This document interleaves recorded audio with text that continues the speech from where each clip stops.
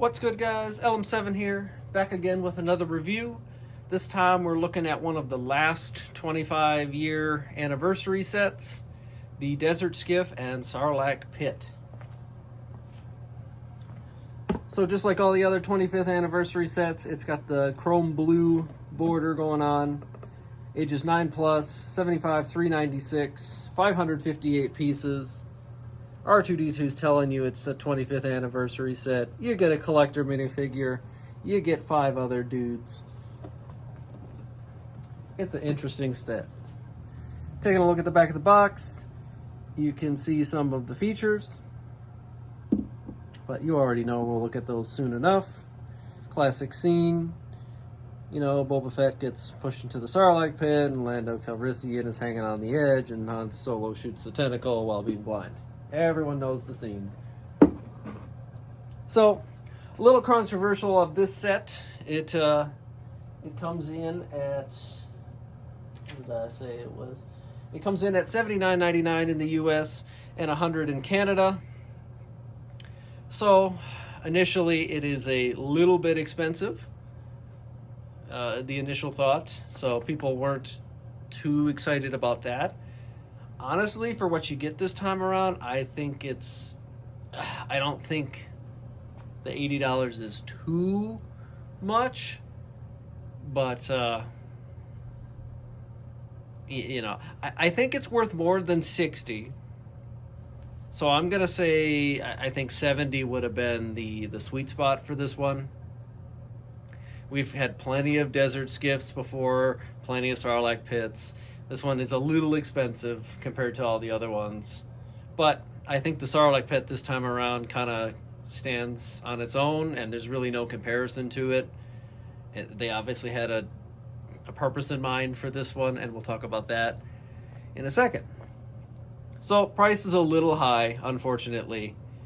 But you do get the exclusive Neon Nub minifigure.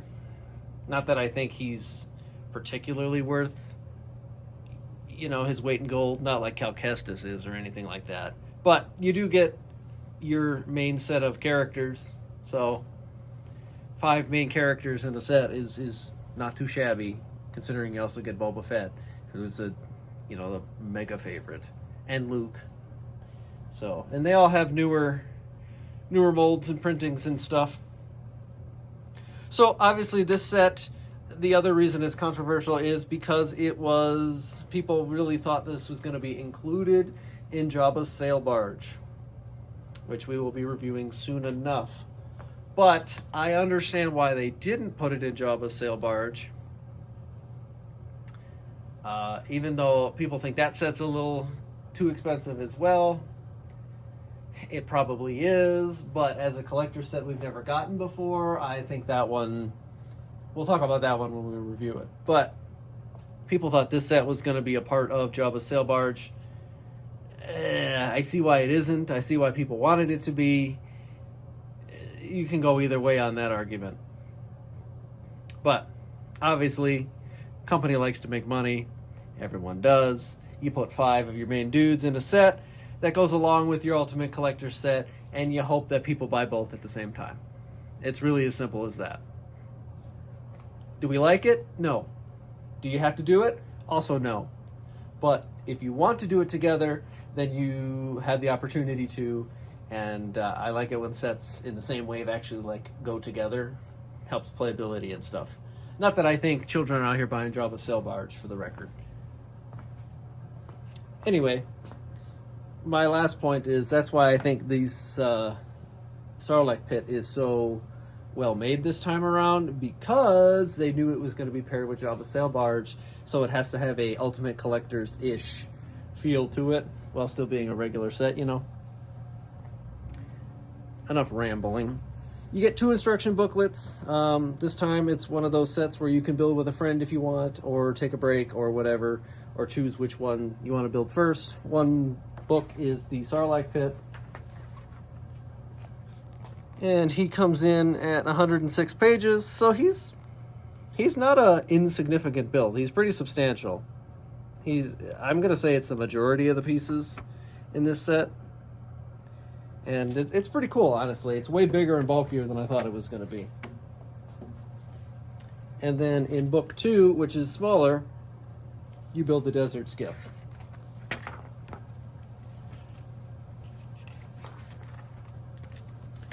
And that comes in at 74 pages. So less substantial than the Sarlacc pit. And, you know, it's a little different than all the other desert skiffs. While I was moving, you know, I moved all of my sets. I had to pack them up and all that fun stuff. And, you know, it was fun kind of looking at all the different variations of the desert skiff, knowing that I've already built this one. I mean, you know, some of them are all dark brown. Some of them are all this this brown color, lighter sand color. You know, some of them are even lighter than that. It just depended on the time. But that's kind of cool because, you know, Java didn't have them all pristine. They're all a little different. So I like that each of the desert skiffs are a little different.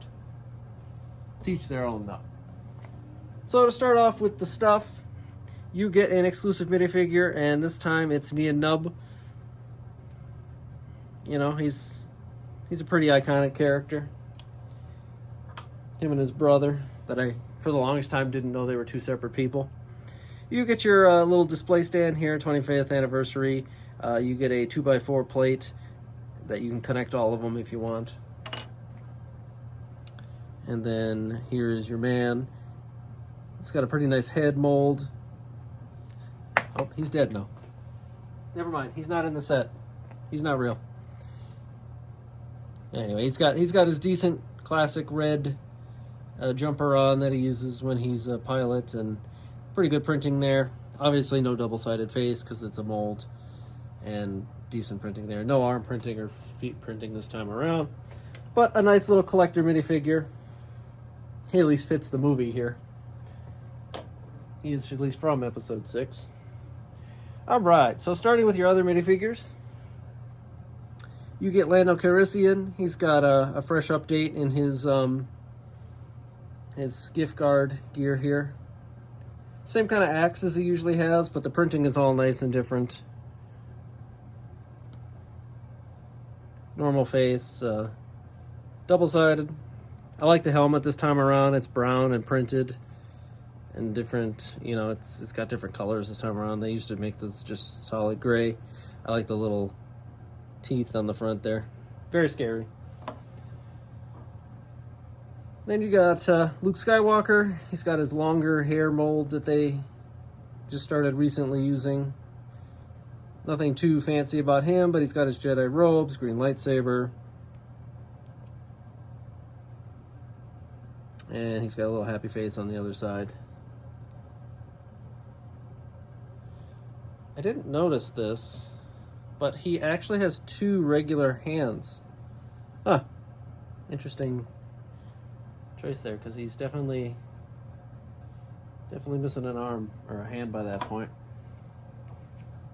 I don't remember that closely in the movie. You get Chewbacca. Nothing real new about him. He comes in handcuffs this time around, so no weapon. But he's your pretty typical Chewie. Nothing new or crazy there. Same with Han Solo. They've been using this design for a while. The newer hair mold. He's also got his handcuffs. You can see he's kind of squinting this time around with his shirt all ruffled. And then this is the one where he's still blind before all of the chaos begins. And everyone's favorite, you get Boba Fett. I think he's got pretty nice printing this time around. He's got the foot printing, he's got the arm printing, Mandalorian insignia there on the shoulder. Overall, a pretty good minifigure. He's got his custom blaster there. And he actually gets a regular face this time around, but not double-sided. So a good set of dudes. Don't get me wrong there. Let's start out with the speeder, I guess. So it's not bad. They've definitely changed it around, and it kind of has a little bit of that Ultimate Collector feel to it, because they obviously are pairing it with Jabba's Sail Barge. So it has some details in there that they wouldn't probably normally put in, like this array going on back here, and like the controls. seem a little more advanced, let's say. So what can we do? You can actually push this, you know, knock somebody off the skiff that way when the rail breaks. You take Lando. He's got a spot where he can stand and drive the skiff. You know, he's not actually driving it, but you know what I mean. This, you have a little stud here that you saw. If you push it, it goes underneath and extends the plank on the other side. So this, you can have it like that. It's a pretty nice, easy little function here. In and out, slides. Haha. I like the front particularly. I like how they angled it. You know, these are very common in Jabba sets, but I like how they angled these front panels, and the front this time has the point. Sometimes they don't. They make it more rounded than sharp.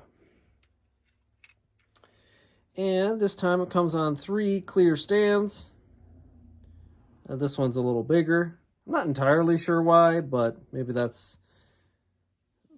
I don't think it would have any weight problems without that bigger piece, but whatever. If you're into mocking and need that piece for something, you get it in this set. So the speeder isn't terrible. It's fairly well done, honestly, and you know, you get your big set of dudes. But for me personally, the highlight is definitely the Sarlacc pit. And just like all of them, it opens up and it's big enough that you can put a minifigure in there. If you look on the inside, it has all kinds of little tooth detail and sand detailing.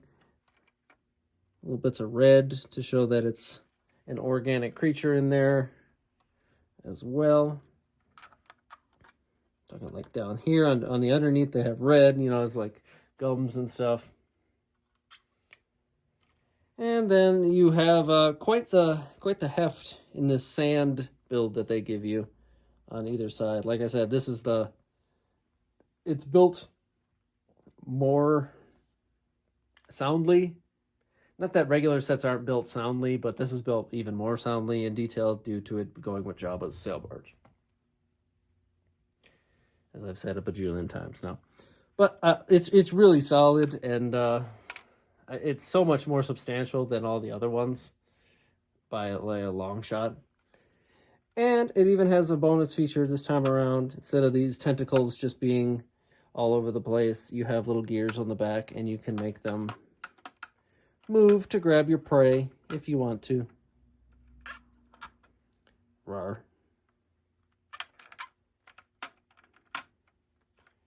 So that's nice too. So I really enjoy the set as a whole. You know,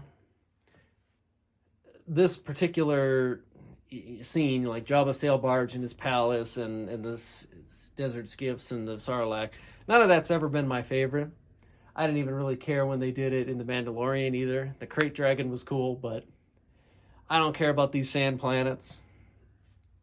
But as far as the set goes, I was actually really impressed. You know, I too thought, okay, this set's pretty expensive for what it is. Only 550 pieces. It's kind of a bummer. But I built the Sarlacc pit and I was thoroughly impressed. And you get some really decent minifigures this time around that obviously complement a bigger set. And I know, like I said in the beginning, I know people don't like that. It should have all been with Jabba's Sail Barge, blah, blah, blah. This one is debatable, but still makes it a little contentious, and it is a little bit expensive, I will admit. But the build is decent this time, as far as the speeders go and the Sarlacc pit. Like I said, I really like the Sarlacc pit. And you get a collector minifigure if that's worth anything to you. Not the greatest collector minifigure in the lineup, but a nice figure to get because we don't normally see him. I don't think we've ever seen him, to be honest. We've seen his brother several times. Maybe we have, older, without the head mold. It's been a long time.